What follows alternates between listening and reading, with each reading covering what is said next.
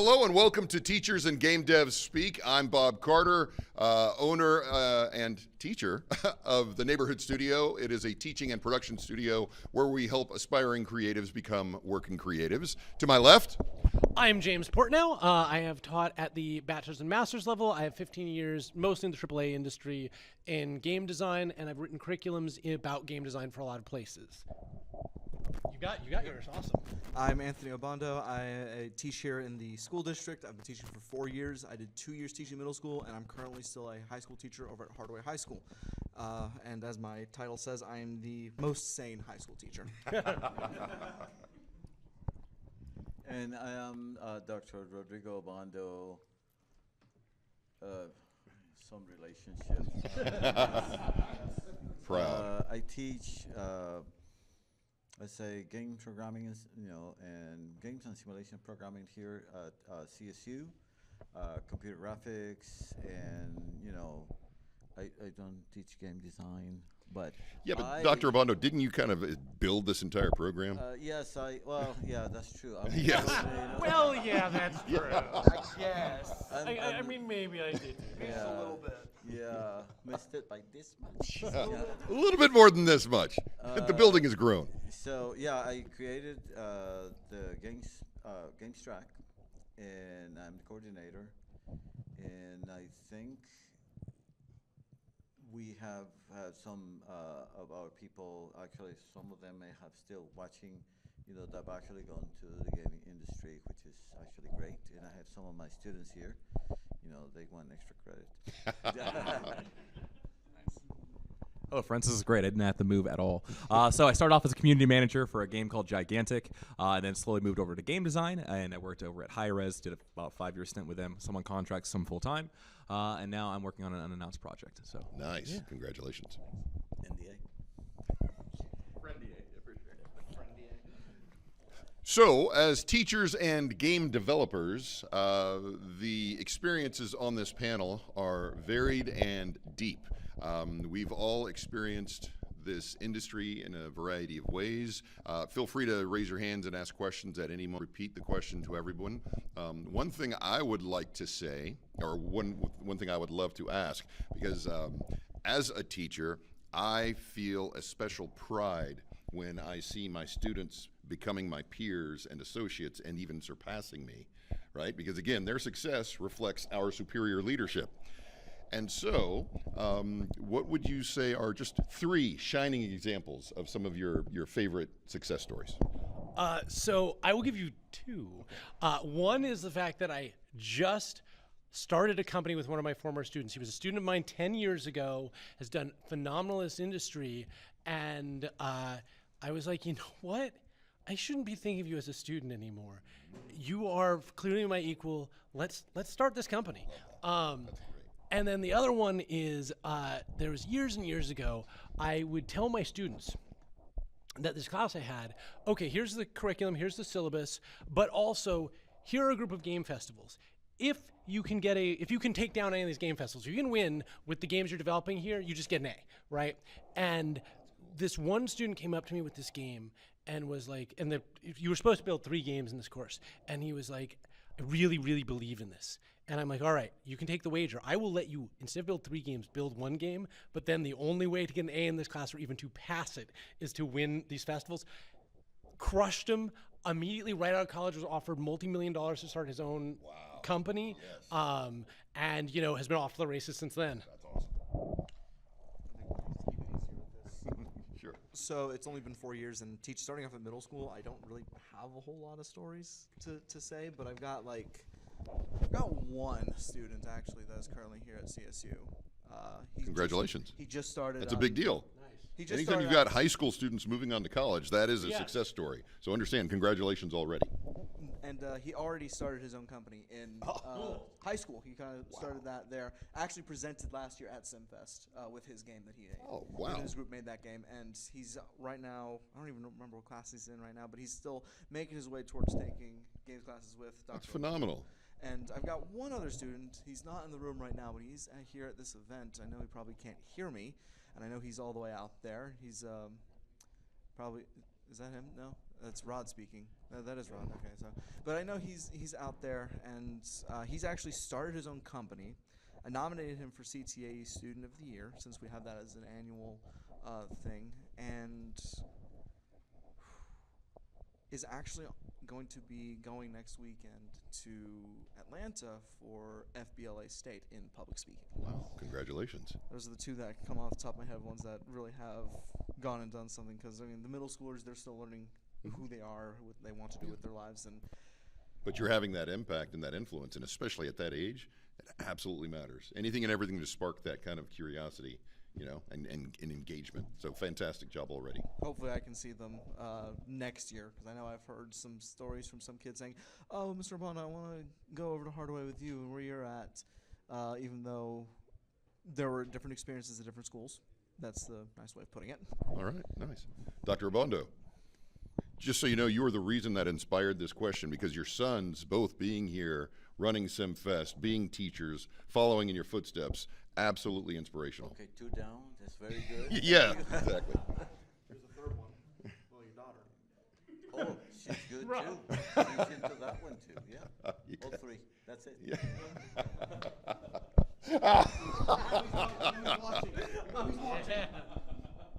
All right. No, this is. I'm going to tell you, this is so. This is bad. Okay, because it doesn't matter how many do I say. I'm always going to leave somebody out. Okay. Just don't mention names. Just don't mention names. Oh, Don't be offended. no, I want to mention names. I can't because of legal reasons. Oh, I know. Oh, yeah, you can. I got fur bone. All right. Someone that comes to mind, and I think she was on watching on the stream. She's in Atlanta right now. Is Karen Williams. Oh, yeah. I'm a huge fan of hers. Yeah. Urchins and Ink, it's an amazing game. Yeah, she's just great, and she's done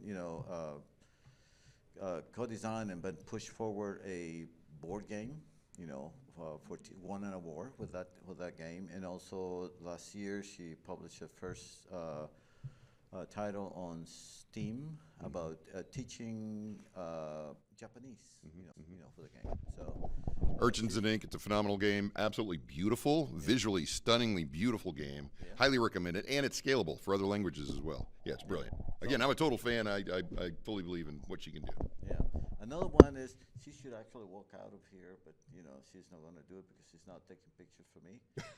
It's actually Janice. That's it. There she is. Oh, wow, and she is, yeah. She actually went in a different direction, not necessarily as you expect, but she was she graduated in games. She's this incredible musician, mathematicians, programmer, got her master's, and she's right now finishing her PhD at Auburn University. And all she's needing right now is her dissertation. So I'm very proud of her. Congratulations. Oh, and she actually came back. She's teaching. for us Again, as well. congratulations, sir. And there's another one, but you see, they left. Thank God. Pirate Pixels? It's Pirate Pixels. Again, these thoughts are already in my mind. I They're know. developing games, great-looking games as I know. well. They graduated last year. They started the new company, and they're not the only ones. Karen Williams has Hiccup Interactive. There is the very first one that was created was Splash Screen Games. They dissolved as an LLC, but they started. There were 5 of the students, and they started this this game. One of the things that I normally tell my students is, if you're working together, and I'm telling you to this over here, and you want to do something, make it legal. The worst thing that you can do is walk out and say, yeah, let's start, this is fun, and then be successful. That's where the problem starts. Look at some social media big thing around, right? So those are my 3. If I left, you see, now they come in because We were just talking about you guys. yeah. Singing your praises. I was talking about success of the people that graduated. Thank you. Can we switch chairs because it's hard to follow up on that? So if anybody wants to get closer to me, and then the legal part, I actually have a meeting with a lawyer as soon as I drive back. So that is actually, I can echo that one for sure. It's weird. I'm a little bit more defined by my failures in a way, and that's not a bad thing in my head. I know a lot of the ways not to do something. And so not too many successes underneath my belt for sure, having been in for 10 years. But one that I do actually, I would say, yeah, that was a pretty good job. When I was an EP on a live service game called Realm Royale, we had no budget and we had nobody, like the team was so small. So a lot of the critical roles like QA, I had to get really creative. So I created a program called ODP, and it's a really dumb acronym, but outside dev people. And those were some of the people who were curated and some of the most passionate about the games, who also had a passion for the video game industry. And my thing was like, I'll show up every single night and you can yell at me about how bad the game is, and I will let you, test changes to a fireball or test changes to a AK or a video game gun, and then you have to come in and help test the game. And so through this relationship and through this group that we made, two of them now work as a QA in the video game industry. One of them is working as a community manager. And through that college knowledge share and helping us out, they've been able to get in the industry. And so that's something I say, I look back and I'm like, yeah, that's I got 3 people in the video game industry. Nailed it. So It's very nice. yeah, That's a huge that win. was a good one for sure. I'm also going to point out 2 other ones. One is, again, the fact that you were at High Res, major event, and the way that you got there. And then also one that Tiger Lily pointed out specifically, that your community is 10 years old. I mean, you got a bunch of 10-year fans. I appreciate that. Yeah, getting into the video game industry, everybody has a different path for sure. Mine was a really weird path through community. Back 10 years ago, that wasn't really a thing. I'm sure, a community manager in broadcasting, that's not really. Yeah, and so, so there is a way forward for people, and it's just how you get there for sure. Any questions from the group? Yes.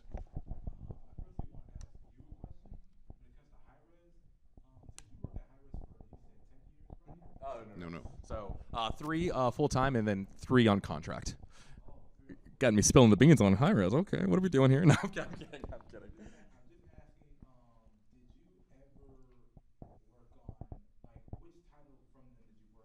So the question for Thor is, which titles at High Res Studios did he work on? So Realm Royale was my baby, so to speak, and so that's the one I had the most experience on. I did Paladins a little bit, about 8 months on Paladins. Consulted a little bit on SMITE 1. I was more of their broadcasting kind of front face stuff for. That's SMITE 2, and then I worked about 6 months on SMITE 2.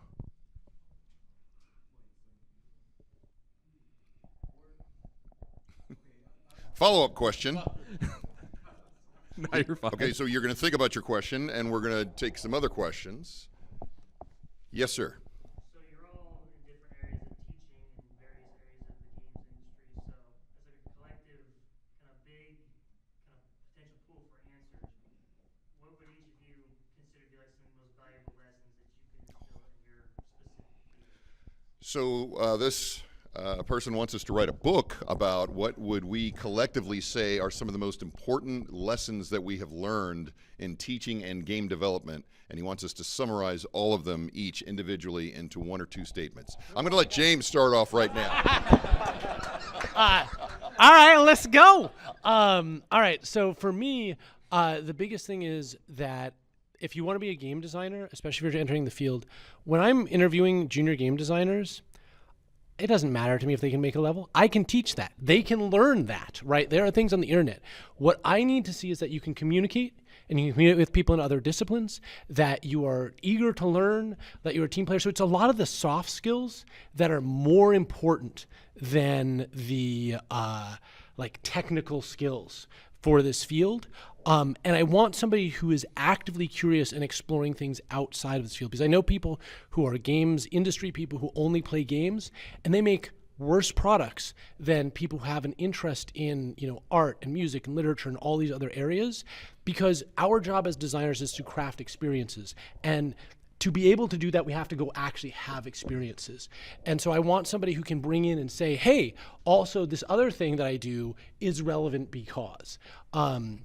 So I would say those are the 2 big things. Like the minimum bar is to be able to, make a level or whatever it is that you're particularly doing, or put together a system or do the math.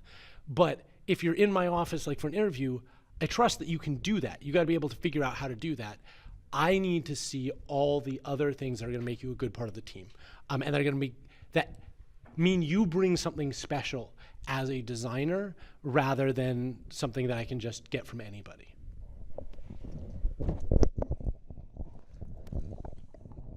This is the hill I will die on, and this has been what I've said since actually I was in university. If you are not busy learning, you are going to get left behind.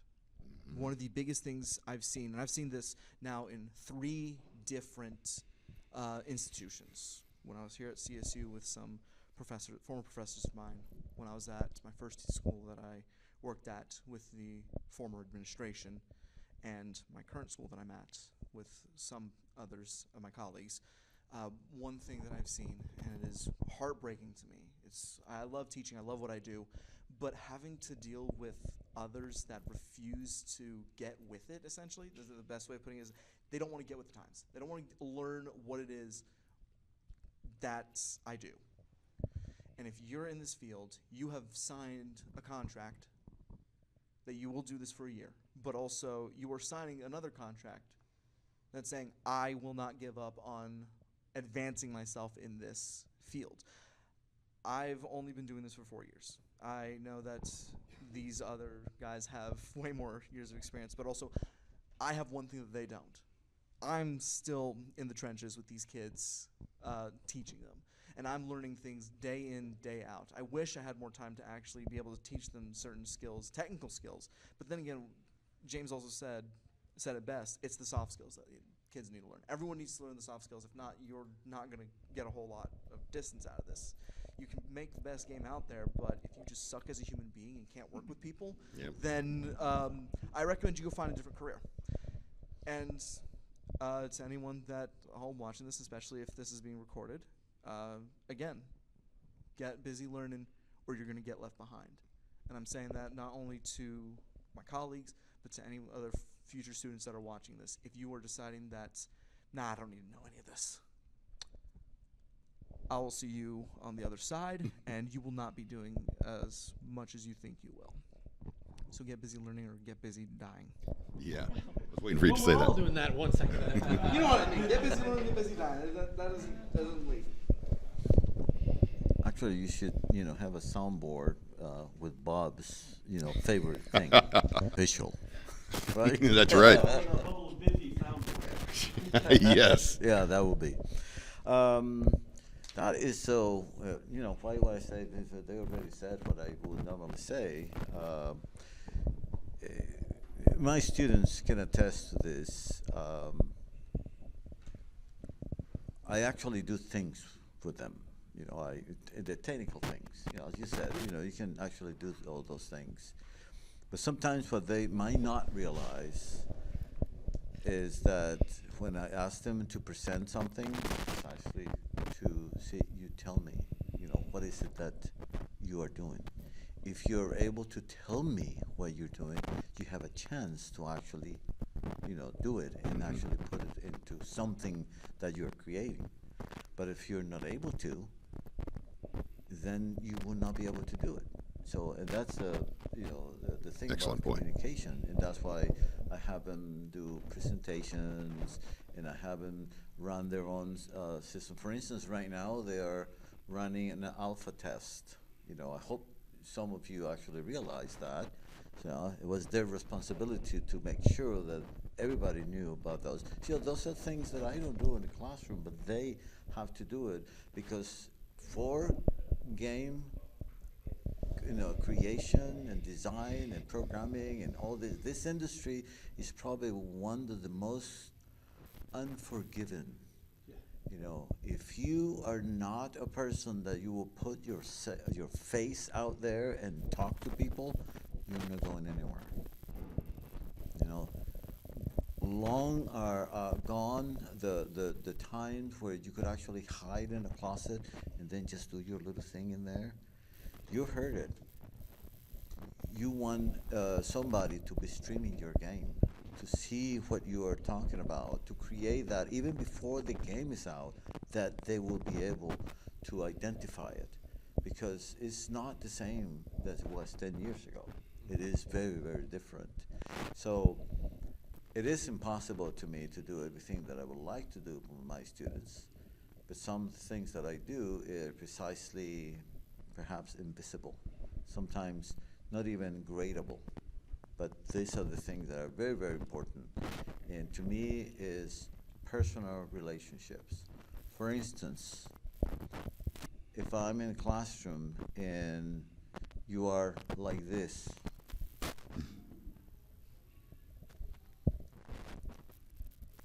you're practicing with me, and what you're telling me is, I don't care. So when you go out there and you're interviewing, if you really don't practice, when you do, and then do this while you interview, you're gone. So there are some other technical things that I can show, but yes. Yeah, +1 to all those. Those are actually, have been there. Like, those are actually really great. Okay, mine's a little bit more controversial. And it may not be right, but this is just how I feel for my two things. But first, find your superpower. I wouldn't say mine. This is specifically mine or anybody else's, but taking it on the chin. My design philosophy, especially for live service games, and a lot of developers like to spew off like game dev conversations to their community as like platitudes. But my thing was getting both the players who don't play a lot of the game, new players come in, especially for like games like Fortnite, having your grandma come in or your sister or whatever, giving them a seat at the audience, and then having some of your best pro players come in and have a conversation. In order for my ideas, I look at it as like a blacksmith, right? You have to put on the covers, the gear, and all that kind of stuff, and then you're gonna have to beat that idea over and over and over. And if it can't be tempered, and it can't stand the conversations around it, whether it's a good idea, bad idea, or anything like that, then it's not worth it. And my best success was getting people into a room and then diving into it and being like, can this idea survive? Tell me all the reasons why it's a good idea, a bad idea, then coming out of it. And usually what comes out is a sword that can hold up the time, essentially. That's something that I found to be true, at least in my game dev. Second one was talk is talk, and the ability to affect a product is something that I very much cherish.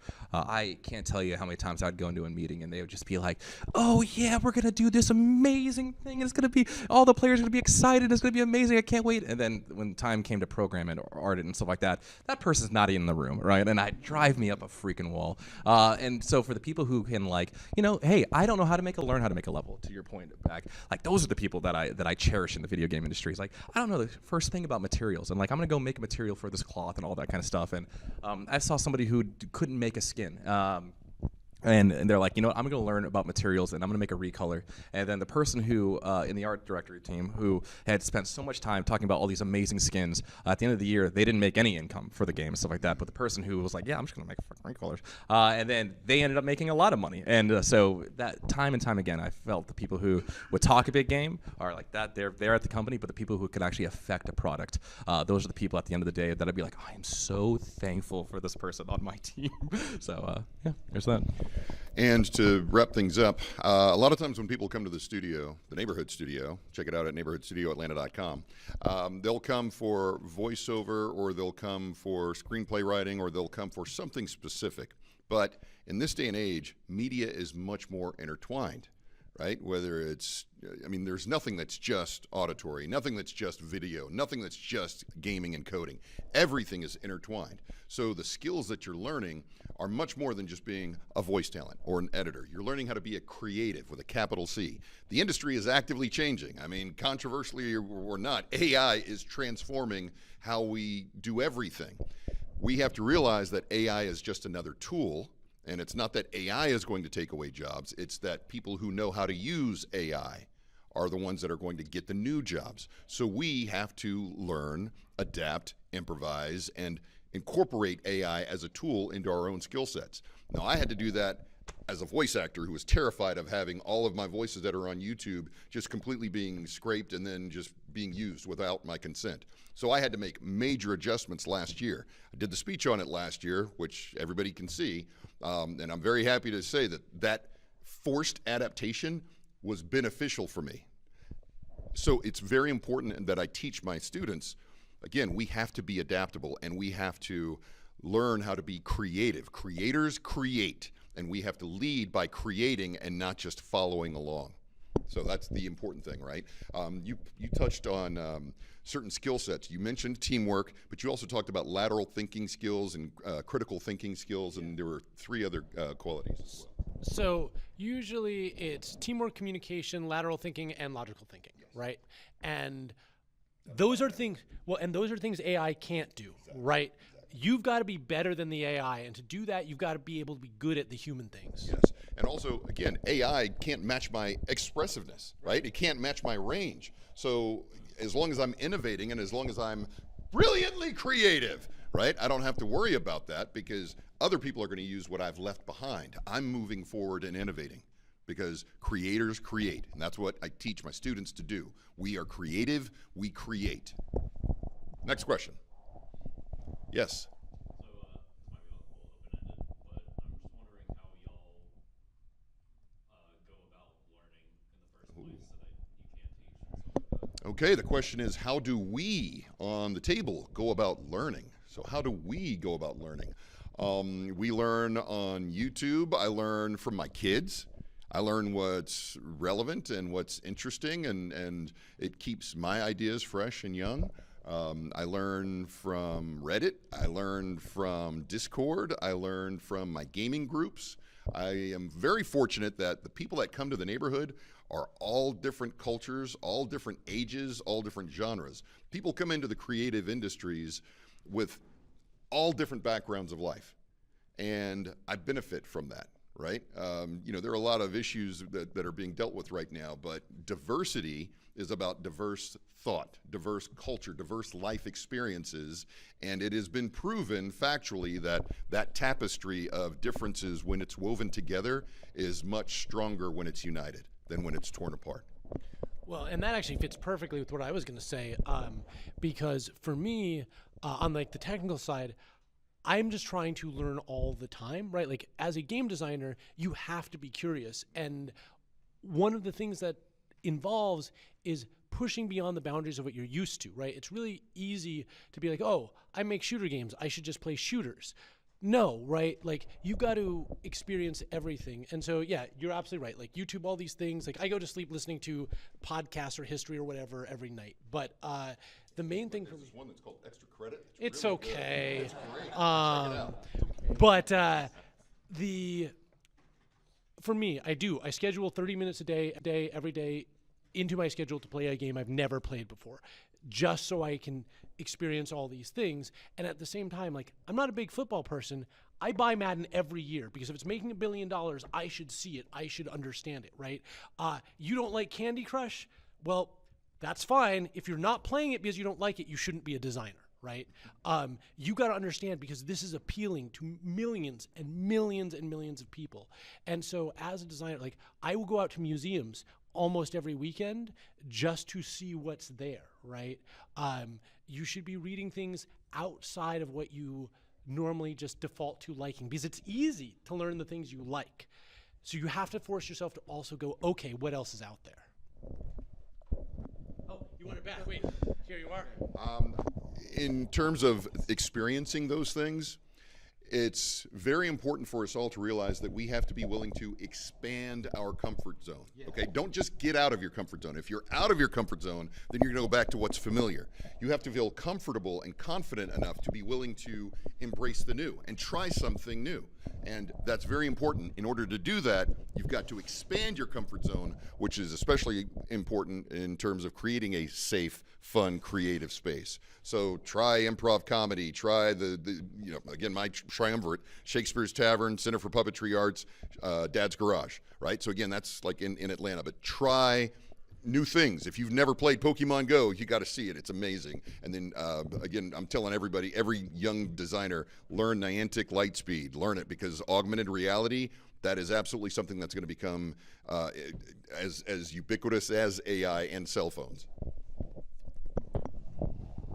So now for me to just bring the entire mood down because I'm a high school teacher. What time? It's a little bit hard to learn as a high school teacher because unfortunately, with just how the system is, I'm getting beat down over my head constantly with things I gotta do. Like Kai just walked in and actually can tell you. I'm almost never there to let him in because he's dual enrolled.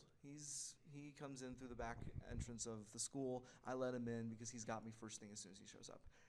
I'm almost never there now to let him in because I'm being called to go do other things. I'm losing my time during the day. My one break I get a day to go cover another class because we're short on stuff, to go and be in a meeting because I'm having to do industry certification this year. I'm losing all that time, and what I could be spending that on is using that. Well, you're learning industry certification. I'm learning industry certification, but it's with people that don't even want to learn what I do. That's also the thing. It goes back to get busy learning or get busy dying. So this is really interesting to me. Keep going. But I'm very curious about this. I want to dig into this a little bit. About industry certification? No. Specifically about it's like being a teacher now in the modern day. No, the not having time, right? Because I had to wrestle with this a lot, and I found stuff for me that works, but like I feel like that is a plague of the modern age because we all have so many things and so many options for what to do with our time. So for me, I also do extracurriculars. I got to spend my afternoons doing robotics once a week, well, twice a week if it's during the season, twice a week for Cyber Patriot, once a week if it's off season, and then I also do tutoring and role right now for me in this stage of life, because probably it goes without being said, I'm the youngest one here at only 26, so I'm moving through different stages of life. It's a mixture of a lot of things. I mean, I would love to spend my planning periods learning new programming languages, learning new paradigms, but because I'm being told, you need to go do this takes priority. You need to focus on how you're teaching your class. Make sure you have an assignment ready. If you leave kids without work, then something's going to happen.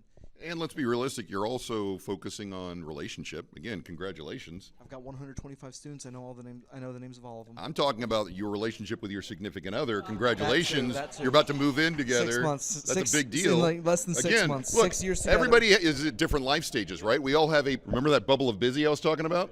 Again, man, he's got a significant other that he's got to put in quality time, right? I've got three young teenagers that demand a lot of time. One, I'm watching Kindergarten. Again, you're asking what are we watching and learning to take in. So I'm looking at a game like Kindergarten, which is not for kids, by the way, but a hilarious murder game.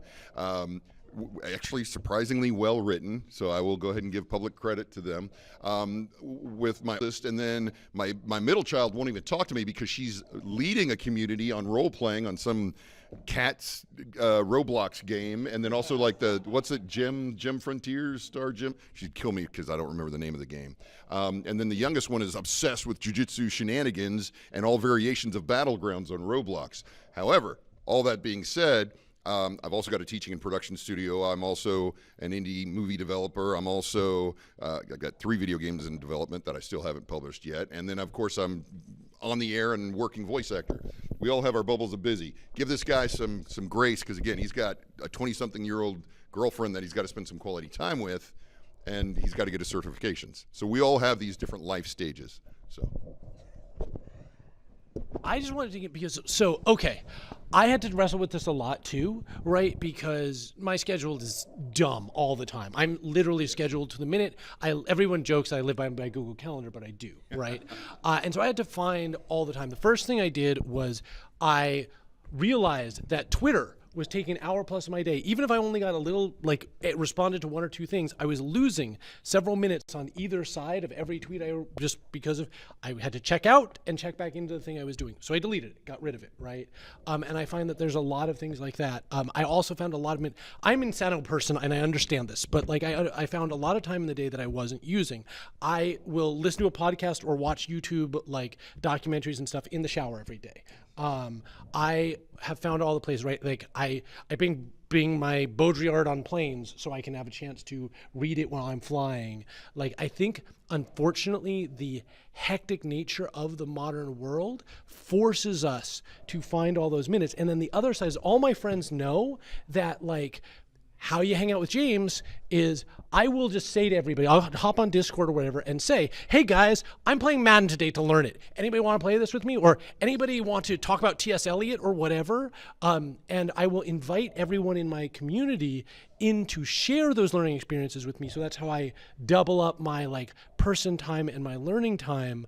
And I don't ever mind if anybody like says no or doesn't participate. Like most of the time it's a no for most people because they're like, James, what are you doing? But like, or I'm like, I'm going to a museum today. Anybody want to come?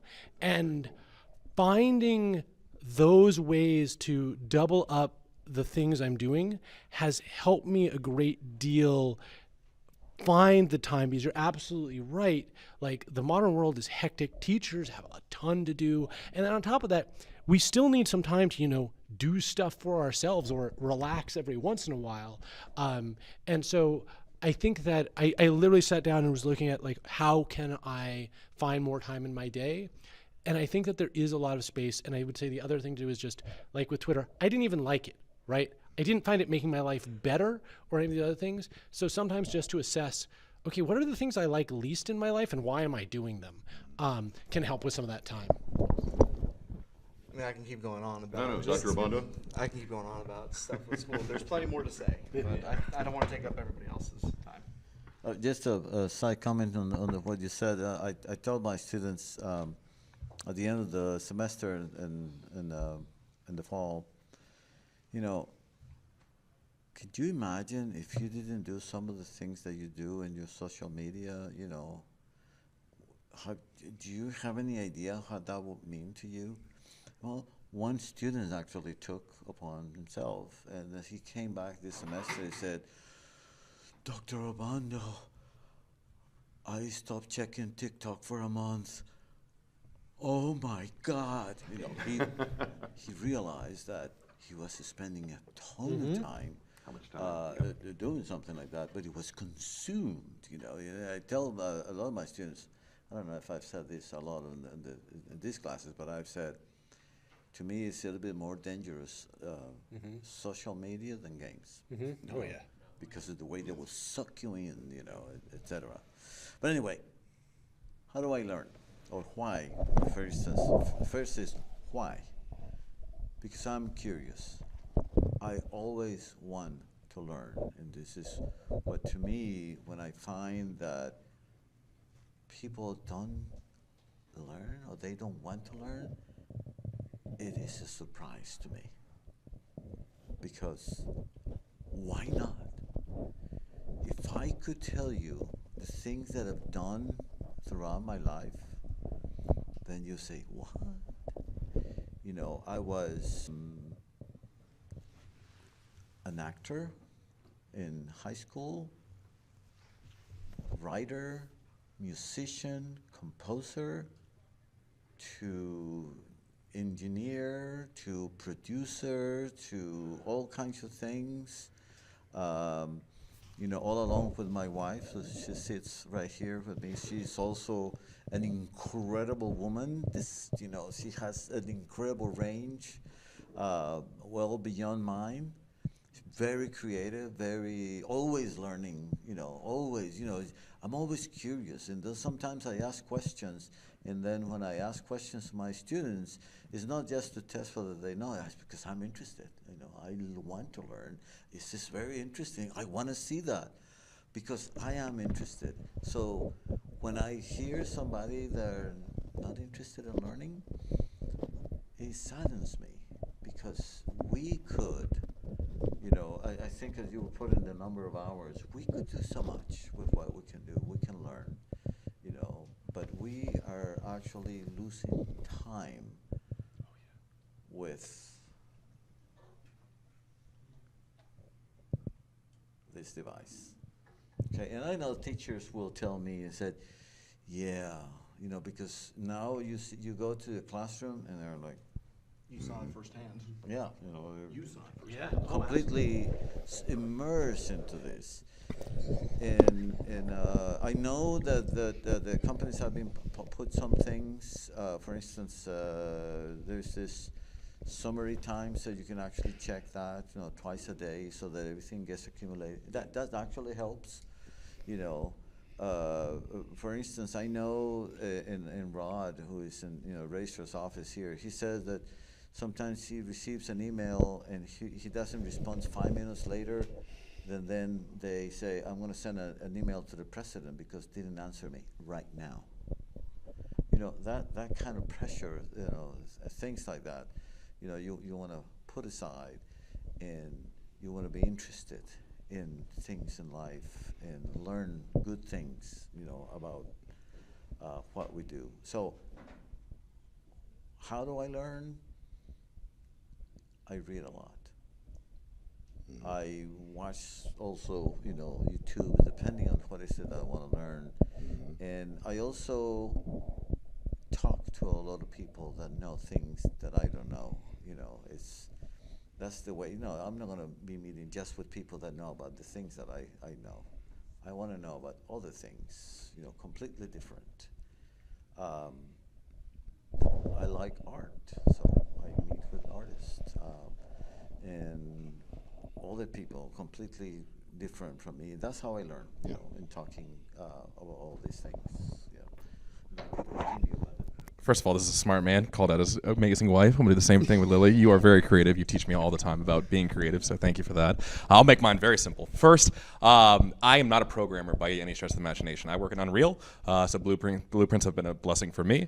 I like to surround myself like a canvas around the walls, and I just like hieroglyphics. And there's some part of my primordial mind that just will slowly, over time, start digesting the information. And as I look more and more around the hieroglyphics, eventually they'll start putting in the puzzles. So if I surround myself with something I just do not know, I'll just completely submerge myself in that culture, that thing that I'm trying to learn. And eventually, over time, if you keep pushing and keep pushing, I found myself, who's not good at programming, being like, okay, I'm starting, and that doesn't sound like gibberish anymore. I'm starting to learn it. Take breaks though. Like one thing that I see so many of junior devs doing is just like consuming so much of it and then getting burnt out of it and be like, I don't want to learn any more about this. So then they have to come back 2 months later. So definitely pace yourself. And then the last thing is finding the human element of why somebody made the decision. So, you worked at League of Legends, and so I don't know if you know who Gassy is, the person who made Urgot.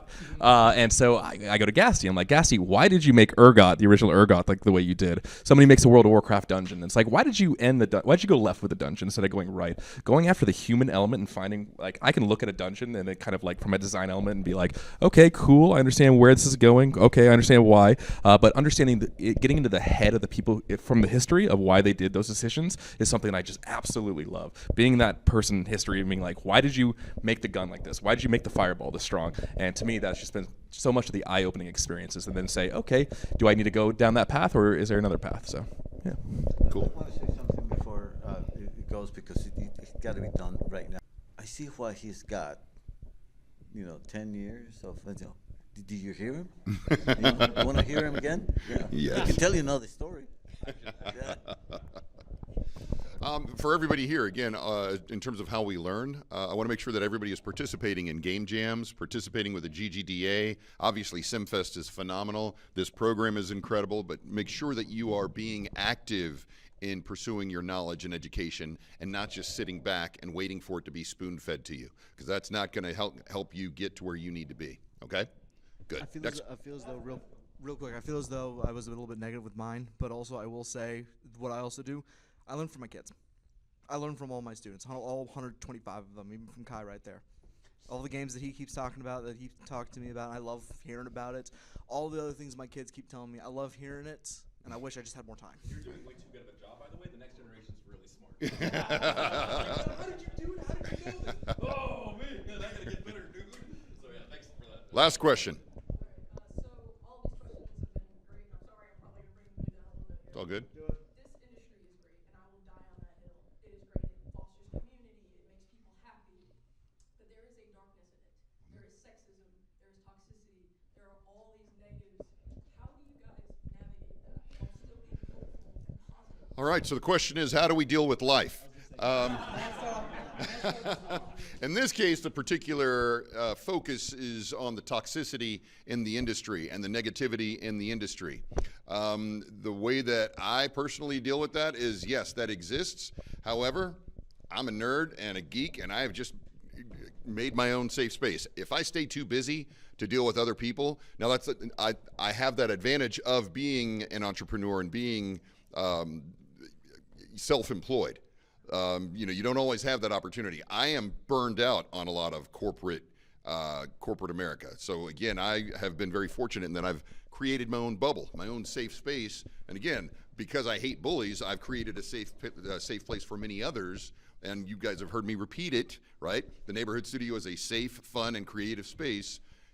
That's what I've done repeatedly. So in terms of dealing with toxicity, I've rejected toxicity. I stand against toxicity, and I speak out against toxicity. That's me. But you've got to have that courage as well. Everybody in this room has to have that courage. And that's not the absence of fear. It's having that fear, but moving forward in spite of that fear. And that's something that we each personally have to deal with. Personally, I just get doxxed and swatted. This happens to me more often than I want to say. No, seriously, for me, like, look at me, right? I have a privilege in this industry being white and a dude. And as such, for those of you who are in the same position, we have to realize that, like, you have to go to bat for everybody else, because there is all this other stuff in our industry, and there's this underlying culture that sort of simmers at the bottom of this industry, and especially in the community, of this type of toxicity and gatekeeping and rejection. And I think we can also deal with it when dealing with our community. We don't need those customers, right? And we're a big enough industry, we shouldn't be afraid of that any longer. So I would say that for me, I have to spend some time always reminding myself of the positives, because it's very easy to get lost in the negatives, especially when really bad stuff is happening to you. Like, I joke about it, but like, I've literally had somebody on my team go, yo, we got you a hotel room because you can't stay in your house tonight. Because, my address went out on the internet and stuff. So then I remind myself of all the good it's done, all the people whose stories I've heard, all the effects it's had in my life. But then on the other side, it just redoubles that effort, that reminder that with whatever we've got, like you were saying, create those spaces. And especially if you are in a more privileged position, to be able to do so, make sure you create those spaces and create a space for people who may not have those opportunities normally. And yeah, that's, I guess, me. There's a lot to unpack with that question, with especially being at the age range that. And 200 words or less this time, because we got limited time. Yes. Basically, I go to bat for every single one of my students, and no matter who it is, if they got an issue, I'm up for them. It's about also being there for others and make sure you stand by what you say. So if someone's telling me they got an issue, and they have an issue with somebody else, all right. Not going to handle this violently. We're going to make sure that we don't engage in violence, because violence only begets violence. You got to be the positive force in the room. Good job. That's a very tough question. Sorry. It's okay. I'll see you sometime this week. And I'll ask the same. Go back. It is very difficult to deal with that. I mean, as a professor, I'm sort of shielded in a way, because there are regulations, in the university, that those things are not as open. But in the industry, sometimes they are actually done in a silent way. And the problem is that those that are the ones that will protect against that are being blinded against those things, because things will show even on the games, and then you will say, when you see that, there's actually it's showing, any kind of hate or sexism or whatever that is showing through that. And the problem is, this goes back to the social thing, etc. The problem is that the customers like that, and that sells, and so we ourselves are at fault by actually saying, yeah, I want that game because sometimes an underlying thing, because it has this, that is actually any of the things that you're talking against about. So we are at fault by actually saying, yeah, I want that game, and that's what the investors want. If that's what it pays, then that's what they're going to give you, which it goes back to the same thing with the social media, etc. Why is it that we are in this? Because that sells something. Somebody's making money out of your going through this. So money is what drives all that, and it's really, really tough, So I didn't answer the question, but we can talk. Ooh, yeah, this is a good one. So if I could give you anything, it would be the confidence in yourself to be used as a shield when people attack you, and then humility to understand that, especially for myself, that I'm not perfect and I'm going to make mistakes. A year ago, I did a talk with Andrew, and I was working on SMITE 2 at the time, and I had made a weapon called SMITE, and I know with the name, but and the community was like yelling at it. They're like, "This sucks! Who designed this? This is the worst item I've ever seen in a video game ever. Nerf it!" Right? And I'm just kind of like, "Oh no, that's my first item I put in SMITE 2," and so. Yeah, exactly. And it was called Sunder. It was all called Sunder. And so, and then it was funny. Literally last week, I talked to Lily, and I was like, "Lily, you're never gonna believe what's on Reddit." And she's like, "What?" And she saw the headlines, like, "We need to buff Sunder again." And I apologize for yelling at that developer. And I was like, I've been redeemed. So, and I wish I had the confidence knowing that it was probably the right call back then to make it the way it did, but it could have been adjusted for sure. And I ran into that so many times in my video game career. People like, "Thor, why would you balance this weapon like this? You're an absolute idiot, dude." And I've had to and I've had to defend myself. And I over the time of working in the industry, I've had the confidence to say, there's reasons why I've made these decisions. Let's see how this plays out. But also humility, knowing that, you know what, I'm going to make 1,000 more mistakes. And so maybe this person who's yelling at me, there's some underlying issue.